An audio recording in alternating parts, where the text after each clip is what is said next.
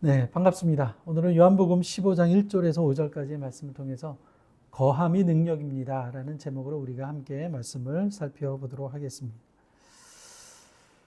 여러분은 포도나무 한 그루에 이 포도송이가 몇 송이 정도 열릴 거라고 생각을 하십니까? 혹시 포도나무를 직접 보셔서 면밀하게 좀 이렇게 살펴보신 분이 계십니까?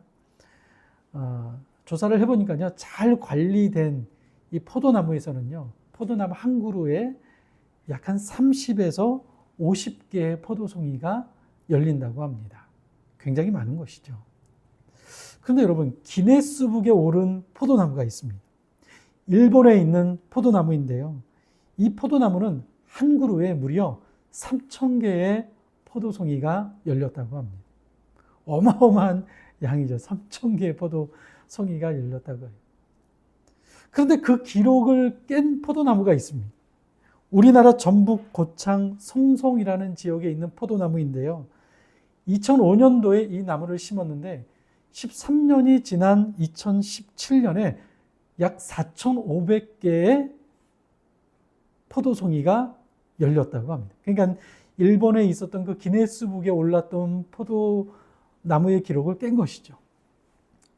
어떻게 했나 봤더니 가지치기를 최소화하고 또 뭐 유기농으로 재배한 것을 통해서 아주 건강한 상태를 유지했기 때문에 가능할 수 있었다. 뭐 그렇게 적혀 있는 기사를 본 적이 있습니다. 여러분, 포도나무가 이렇게 전 세계적으로 주목을 받고 있는 이유가 무엇입니까? 이유는 단 하나입니다. 열매 때문입니다. 열매 때문에 이 포도나무는요, 전 세계적으로 이슈가 된 것이죠. 포도나무는요, 열매가 아니면 쓸모가 없다고 합니다. 포도나무에 열매가 없으면 그 포도나무는 땔감으로도 쓸 수 없고요, 관상용으로도 쓸 수 없고요, 그늘용으로도 쓸 수가 없습니다. 꽃이 아름다운 것도 아니고 향기가 나는 것도 아니에요. 또 건축 제목으로 쓸 수 있는 것이 아니기 때문에 그야말로 포도나무는요, 열매가 맺지 않으면 아무짝에도 쓸모없는 나무가 바로 이 포도나무라고 합니다. 포도나무가 다른 나무보다 월등한 것은 단 한 가지입니다. 오직 열매입니다. 이 열매 때문에 사람들은 포도나무를 심습니다. 오늘 예수님께서는 이 포도나무의 비유를 말씀하시면서 우리에게 말씀하시고자 하는 그 핵심이 무엇입니까? 그것은요, 성도의 삶과 열매는 떼려야 뗄 수 없다는 것이죠. 우리는 신앙생활 하면서 성경의 밑줄을 칠 때가 많습니다. 예전에 어떤 권사님의 성경책을 보니까요, 밑줄책을 얼마나 많이 쳤는지 성경책이 막 너덜너덜해진 것을 보고 깜짝 놀란 적이 있습니다. 이 권사님은 그걸 또 굉장히 자랑스럽게 가지고 있고 보존하고 있는 것을 보게 되었습니다. 근데 여러분, 어쩌면 이것이 우리가 범하고 있는 오류일지도 모르겠습니다. 우리도 성경을 보면서 열심히 밑줄을 긋습니다. 하지만 정작 성경책에는 밑줄을 긋지만 우리 삶에는 밑줄을 긋지 않고 살아갈 때가 많이 있다는 것이죠. 여러분, 그리스도인은요, 열매와 결코 떨어질 수 없는 존재입니다. 엄마의 돌봄을 받은 아이는 자랄 수밖에 없고, 햇빛을 받은 장미는 꽃을 피울 수밖에 없는 것처럼 생명의 씨앗인 성령이 우리 안에 거하고 있다면 우리는 반드시 열매를 맺을 수밖에 없다는 것입니다. 그래서 예수님께서는 거짓 선지자들과 진짜 선지자를 구별하는, 거짓 성도와 진짜 성도를 구별하는 것을 무엇으로 구분을 하셨습니까? 마태복음 7장 20절 말씀 보면 이렇게 말씀하죠. 이러므로 그들의 열매로 그들을 알리라. 열매로 진짜 성도를 알게 된다는 거예요. 진짜 성도와 가짜 성도를 구분하는 그 기준이 무엇이냐? 그것은 바로 열매라는 것이죠. 진짜 포도나무에 붙어있는 가지라면 열매를 맺을 수밖에 없다는 거예요. 그리스도인인 것 같은데 열매를 맺지 못하고 있다? 가짜라는 거예요. 그것은. 진짜일 수가 없다는 거예요. 왜요? 붙어 있으면 열매를 맺는 것은 당연하기 때문에. 사랑하는 여러분, 여러분은 예수님을 믿고 변화되셨습니까? 저의 삶도요, 예수님을 믿고 정말로 예수님을 인격적으로 만나고 난 이후에 저의 삶도요, 많은 것이 바뀌었고요. 지금도 계속해서 바뀌어가고 있습니다. 예수님을 만나면서부터 생각하는 것도 바뀌고요. 말하는 것도 바뀌고요. 시간을 활용하는 것도 바뀌고요. 돈을 쓰는 것도 바뀌고요. 모든 것들이 전부 다 바뀌었습니다. 그리고 지금도 계속해서 바뀌어가고 있습니다. 여러분, 이것은 자랑이 아니라 예수님을 믿으면 누구든지, 저뿐만 아니라 여기 계신 모든 사람들이 예수님을 정말로 만나고 예수님 안에 거하기만 한다면 우리의 삶은 바뀔 수밖에 없다는 것이 성경이 우리에게 말해주고 있는 것입니다. 사랑하는 여러분, 저는 저와 여러분이 하나님이 살아계시다라는 증거가 될 수 있게 되기를 원합니다. 그러기 위해서는요, 우리의 삶의 열매가 맺어야 돼요. 말로만 복음을 전하는 것은요, 온전한 복음을 전하는 것이라고 할 수가 없습니다.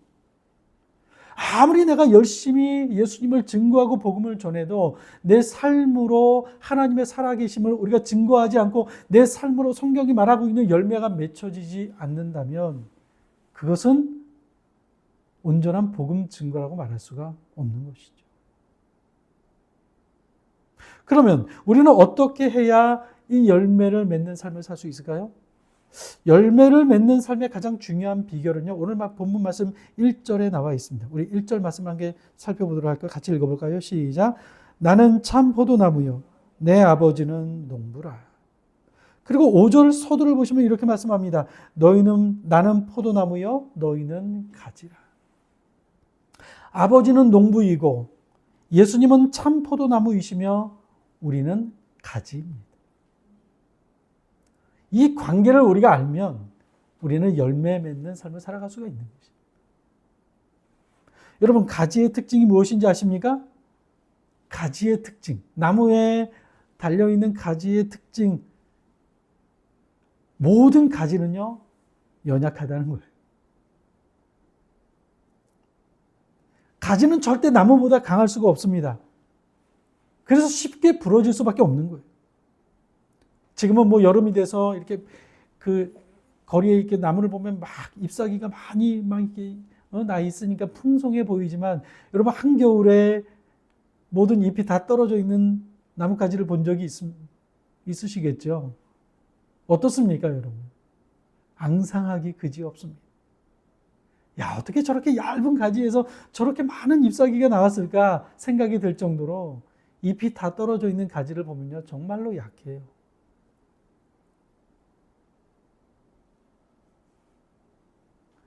대부분의 가지는요, 그래도 잘 자라요. 그렇죠? 그냥 가만히 내버려둬도 잘 자랍니다. 하지만 포도나무는 그렇지가 않습니다. 포도나무 가지를 보신 적이 있습니까, 여러분? 여러분, 포도 그 농사하는 곳에 한번 보신 적이 있으신가요? 어떻습니까, 여러분? 포도나무 가지는요, 그냥 내버려두면 땅으로 떨어집니다. 얼마나 약한지 바람이 불면 이리 왔다 저리 갔다 흔들리게 돼요. 그래서 포도나무 가지는요, 그냥 두면 안 됩니다. 가지를 지지할 수 있도록 말뚝을 받고 그 가지를 묶어주는 작업을 반드시 해야 돼요. 가지는 스스로 아무것도 할 수가 없는 거예요. 그런데 우리가 그러하다는 거예요. 오늘 본문 5절을 보시기 바랍니다. 나는 포도나무여 너희는 가지라. 그가 내 안에, 내가 그 안에 거하면 사람이 열매를 많이 맺나니 나를 떠나서는 너희가 아무것도 할 수 없습니다. 가지 스스로 할 수 있는 것은 아무것도 없다는 거예요. 4절을 한번 보시기 바랍니다. 내 안에 거하라. 나도 너희 안에 거하리라. 가지가 포도나무에 붙어 있지 아니하면 스스로 열매를 맺을 수 없음 같이 너희도 내 안에 있지 아니하면 그러하리라. 여러분, 여기서 스스로라는 이 단어가 굉장히 중요합니다. 하나님은 우리를 향해서요, 너희는 스스로 아무것도 할 수 없는 존재라고 말씀하고 있어요.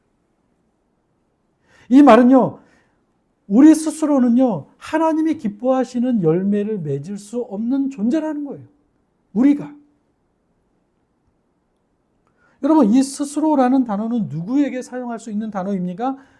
오직 하나님께만 쓸 수 있는 단어가 바로 이 스스로예요. 성경에서 유일하게 스스로라는 단어는요, 하나님께만 쓰여 있습니다. 출애굽기 3장을 보시면 하나님의 이름이 무엇입니까? 라고 묻는 모세에게 이렇게 말씀을 하시죠. 나는 스스로 있는 자이니라. 오직 하나님께만 붙일 수 있는 단어인 거예요.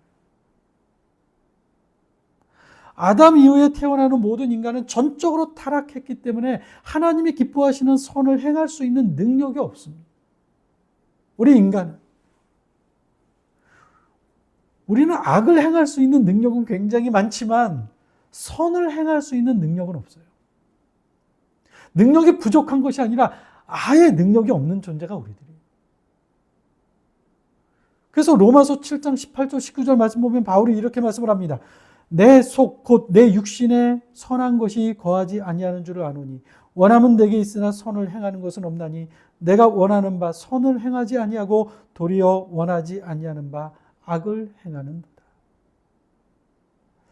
사실 바울은 우리보다 부족한 것이 없습니다. 우리는 바울처럼 율법을 지키지도 않고 성경을 알지도 못하고 복음을 전하지도 못합니다. 그럼에도 바울이 그렇게 고백을 하죠. 왜냐하면 이것이 우리의 본연의 모습이기 때문에 그래요. 하나님을 알기 전, 성령이 우리에게 거하기 이전 우리의 상태가 어떤 상태인가를 말해주고 있는 것이죠. 우리 스스로는 아무것도 할 수가 없습니다. 하나님이 기뻐하시는 선을 행할 수 있는 능력이 단 하나도 없어요. 여러분, 물이 가득한 컵에 잉크가 한 방울 떨어지면 어떻게 되겠습니까? 그 물 전체가 다 오염이 되어버립니다.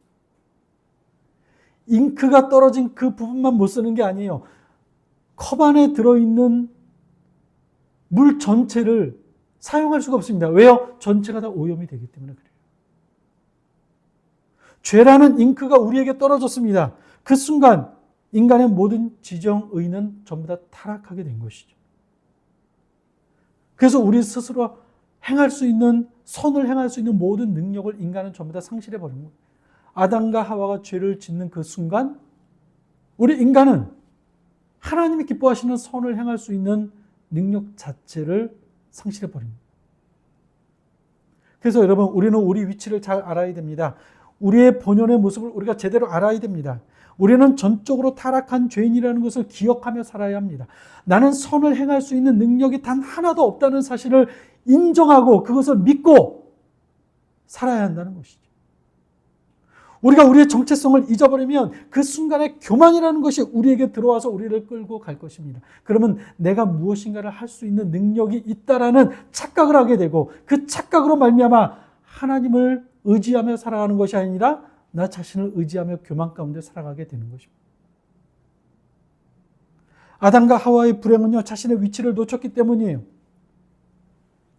하나님께서 동산 중앙에, 에덴 동산 중앙에 선악과를 만드신 이유가 무엇입니까?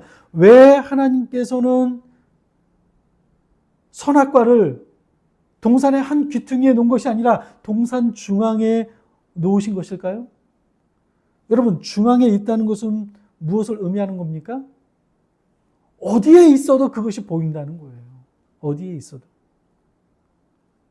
우리가 롯데타워 굉장히 높잖아요. 서울의 한 중심부에 있잖아요. 어디를 가도 그게 보이는 것처럼, 남산타워가 보이는 것처럼 하나님께서 동산 중앙에 선악과를 만드신 이유는 아담과 하와가 어디를 가도, 사방 어디를 가도 그 선악과 나무를 볼 수 있게 만드셨다는 거예요. 그 이유가 무엇입니까? 네가 누구인지 알라는 거예요. 그리고 하나님이 누구이신가 알라는 거예요. 하나님께서 온 천지를 창조하신 창조주 하나님이시고 너희들은 피조물이라. 아무리 다른 피조물보다 능력을 많이 가지고 있다 할지라도 너의 위치를 저 동산 중앙에 있는 선악과의 나무를 보고 반드시 알아야 된다. 하지만 아담과 하와는 자신의 위치를 잊어버렸습니다. 그 순간 에덴 동산에서 쫓겨나게 되었죠. 여러분, 피조물이 가장 중요한 것은 자신이 어떤 존재인지를 아는 거예요. 여러분이 회사에서 어떤 직책인가는 별로 중요하지 않습니다. 교회에서 어떤 직분을 가지고 있는가 그리 중요하지가 않아요. 사람들이 나를 뭐라고 불러주는가 그것도 별로 중요하지 않습니다. 정말로 중요한 것은요, 성경이 우리를 무엇이라고 하는가, 우리는 이것을 절대로 잊어서는 안 된다는 거예요. 우리는 스스로 아무것도 할 수 없는 연약한 가지입니다. 가지. 그러면 우리가 어떻게 살아야 할까요? 여러분 답은 분명합니다. 연약한 존재들은요, 붙들어 매주어야 합니다. 포도나무 가지를 매주지 않으면 죽을 수밖에 없는 것처럼 연약한 가지인 우리들은 붙들어 매주어야 됩니다. 그래야 살 수 있습니다. 그러면 여러분 어디에다 매야 하겠습니까? 세상입니까? 그렇지 않죠. 세상은 늘 흔들리기 때문에 세상 가운데 붙들어 매면 결국에는 죽을 수밖에 없는 거예요. 이 세상에 흔들리지 않는 것이 무엇이 있습니까? 세상에 있는 모든 것들은 다 흔들려요. 흔들리지 않는 유일한 것이 있죠. 그것이 무엇입니까? 우리 주 예수 그리스도입니다. 흔들리지 않는 그분께 매달려 있어야 된다는 거예요. 그때 우리는 흔들리지 않고 우리는 열매를 맺을 수가 있다는 것이죠. 그것을 오늘 본문에서는 거하다라고 이렇게 표현하고 있는 것입니다. 우리가 요한복음 15장을 읽다 보면 계속해서 반복되고 있는 단어가 있는 것을 발견하게 됩니다. 그 단어가 뭔지 아십니까? 거하다라는 단어예요. 무려 4절에서 10절까지 9번이나 나오고 있는 것을 보게 됩니다. 거하라, 거하라, 거하라, 그분 안에 거하라. 근데 여러분, 이 단어는 우리가 점잖게 읽어야 되는 단어가 아니에요. 원문을 보면요, 이 거하다라는 이 단어는요, 그냥 권유조의 단어가 아니라 명령형으로 쓰여 있는 것을 보게 돼요. 그러니까 명령형으로 계속해서 반복적으로 주님 안에 우리가 거해야 한다. 너희는 거해야 한다. 예수님 안에 거해도 되고 거하지 않아도 되는 것이 아니라 너희가 살려면 반드시 예수님 안에 거해야만이 너희가 살 수 있다라는 말씀을 하면서 명령적으로 반드시 너희는 주님 안에 거해야 된다. 이렇게 말씀을 하고 있다는 것이. 사실 우리가 이 본문을 볼 때 여러분 열매를 강조할 때가 굉장히 많아요. 그래, 그리스도인들이 열매를 맺어야 되는구나. 열매를 맺지 못하면 전부 다 재해버리시고 다 버려지는구나. 우리가 이렇게 생각하기 때문에 열매를 강조할 때가 굉장히 많습니다. 하지만 여러분 오늘 본문을 잘 보시면 오늘 이 포도나무의 비유에서 나오는 이 본문의 강조점이 무엇이냐면요. 열매가 아니에요. 사실은 거함이에요. 거함. 거하는 거. 이게 이 본문의 이 말씀의 핵심이라는 거예요. 거하는 거. 주님께 거하는 순간 우리는 열매를 맺을 수밖에 없다는 거예요.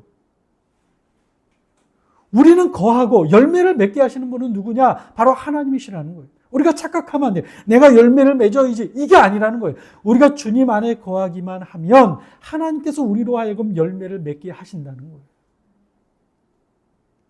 여러분 착각하지 마시기 바랍니다. 우리가 열매를 맺는 게 아니에요. 내가 열매를 맺을 수 있는 게 아니라는 거예요. 그래서 로마서 11장 18절 말씀 보면 이 가지를 향해서 자랑하지 말라고 말씀을 하면서 이렇게 말씀합니다. 그 가지들을 향하여 자랑하지 말라.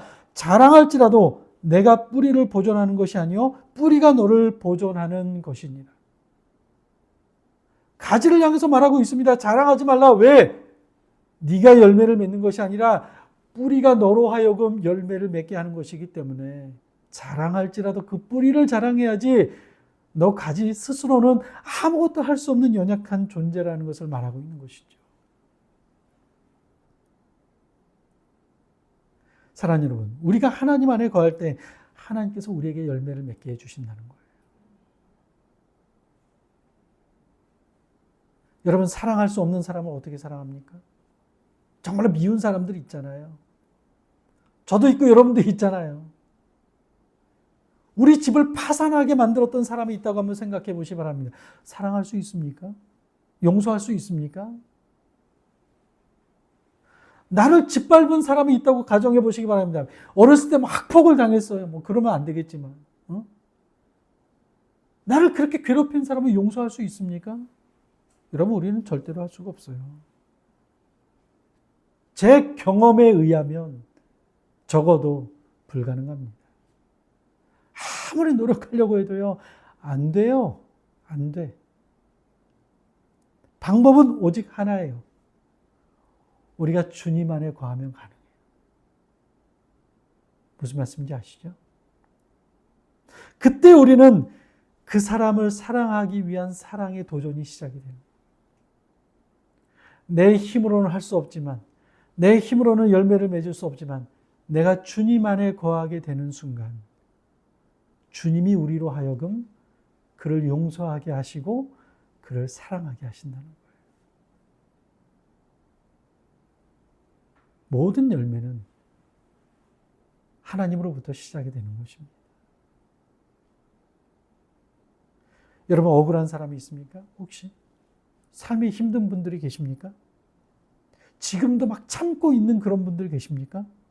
여러분, 우리를 위해 십자가를 지신 예수님이 끝까지 인내하고 참으신 것을 믿고 그분 안에 우리가 거하는 순간, 그때부터 우리는 인내와 용서와 사랑이 시작되는 것입니다. 백날 결심하고 노력해 보시기 바랍니다. 불가능합니다. 불가능해요. 영어 단어 중에 good이라는 단어가 있습니다. 좋다라는 의미이죠. 그러나 여러분, 아무리 좋아도 하나님이 없으면 죄로가 되는 거예요.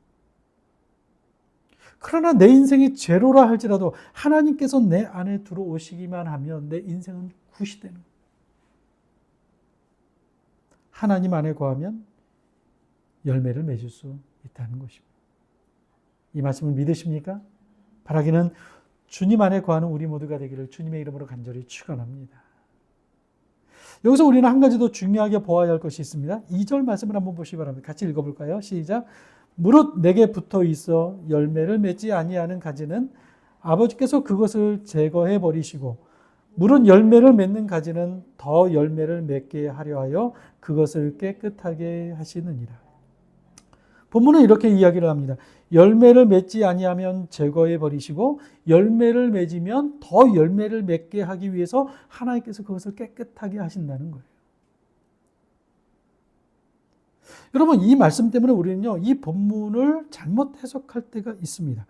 열매를 맺지 아니하면 하나님께서 제거해 버리신다라고 말씀을 하죠. 근데 오늘 본문 2절 초반을 보시면 무릇 내게 붙어 있어 라고 합니다. 붙어 있습니다. 주님 안에 거하고 있다는 거예요. 좀 이상하지 않습니까, 여러분? 아니, 붙어 있는데 왜 열매를 맺지 못하지? 왜 제거해 버리시지? 붙어 있는데? 우리는 2절 말씀을 보면서 그런 의문이 들 때가 있어요. 그래서 이 본문 2절 말씀을 보면서 우리는 항상 열매 맺는 신앙을 강조하고 있는 그 초점에만 맞추어서 우리가 말씀을 볼 때가 많아요. 아, 열매가 없으면 하나님이 제거해 버리신데 열매를 맺어야지. 그러니까 막 의지적으로 막 열매를 맺기 위해서 막 열심히 노력해야지. 내가 최선을 다해야지. 우리는 이렇게 생각할 때가 굉장히 많다는 거예요. 그렇지만 여러분, 이 말씀을 공동 번역으로 보면 이렇게 해석이 되어 있습니다. 나중에 자막 좀 올려주시기 바랍니다. 나에게 붙어 있으면서 열매를 맺지 못하는 가지는 아버지께서 모조리 쳐내시고 열매를 맺는 가지는 더 많은 열매를 맺도록 잘 가꾸신다. 이렇게 되어 있습니다. 말씀을 잘 보시기 바랍니다. 주님께 붙어 있지만 과실을 맺지 못하는 가지가 있다는 것입니다. 이런 가지는 어떻게 하신다고요? 제거해 버리신다고 합니다. 근데 조금 혼란이 오죠. 아니, 주님 안에 거하고 있는데 왜 제거해 버리신다라고 되어 있을까라고 하지만 여러분, 제거해 버리신다는 이 헬라어는요, 아이로라는 단어를 사용하고 있는데요. 그 뜻은요, 우리가 생각하고 있는 막 없애버리고 제거해버리는 이런 뜻이 아니라 들어 올린다라는 뜻을 가지고 있습니다. 들어 올린.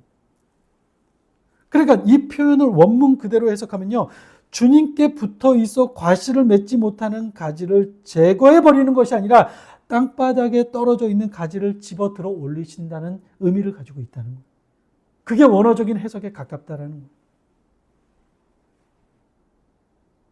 다시 말하면 무슨 말입니까?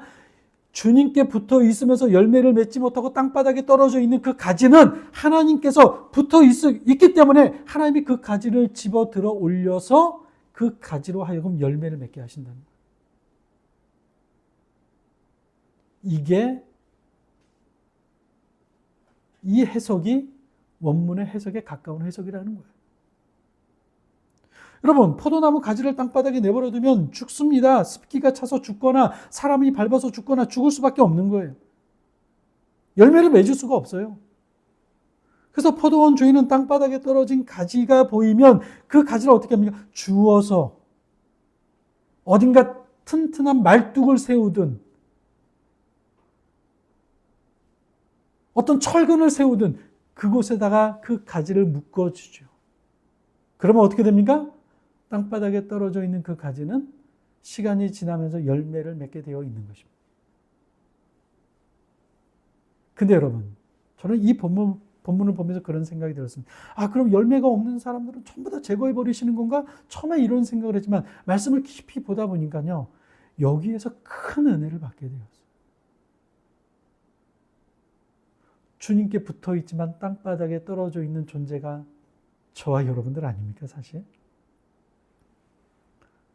신앙생활 10년하고 20년하고 30년 했지만 열매가 없이 살아가는 우리들의 모습. 나는 예수님을 분명히 믿고 있지만, 주님께 분명히 붙어 있지만 내 삶을 보면 여전히 열매가 맺지 못하는 우리의 모습은요. 주님께 붙어 있음에도 불구하고 땅바닥에 떨어져 있는 포도나무 가지와 똑같다는 생각을 하게 되었습니다. 하지만 여러분, 우리가 주님께 붙어 있기만 하면 때로는 내 마음의 분노가 정리가 안 되고 음욕이 불타오르고 거짓과 죄를 밥 먹듯이 짓는 우리들, 여러분 어떻게 열매를 맺을 수 있을까요? 그것은 우리가 하는 것이 아니라 아버지이신 농부의 열심이 우리로 하여금 포도나무의 열매를 맺게 하신다는 것입니다. 그러니까 여러분, 하나님이 우리를 직접 들어 올리시고 묶어서 햇빛을 보게 하심으로 우리로 하여금 열매를 맺게 하신다는 것입니다. 여러분, 우리 인생의 최고의 전략이 무엇인지 아십니까? 여전히 나를 사랑하시고 나로 하여금 열매를 맺게 하시길 원하시는 그 하나님의 열심을 믿는 거예요. 하나님 안에 거하는 것입니다. 여러분, 지금 내 삶이 아무리 어렵고 정말로 거지 같고 포기하고 싶고 나라는 사람이 정말로 예수님을 믿는다고 할 수 없어 라는 생각이 들 정도로 방탕한 생활을 보내고 있고, 그렇다 할지라도 여러분, 우리가 하나님 안에 거하기만 하면 하나님께서 우리의 삶을 반드시 채워가실 것입니다.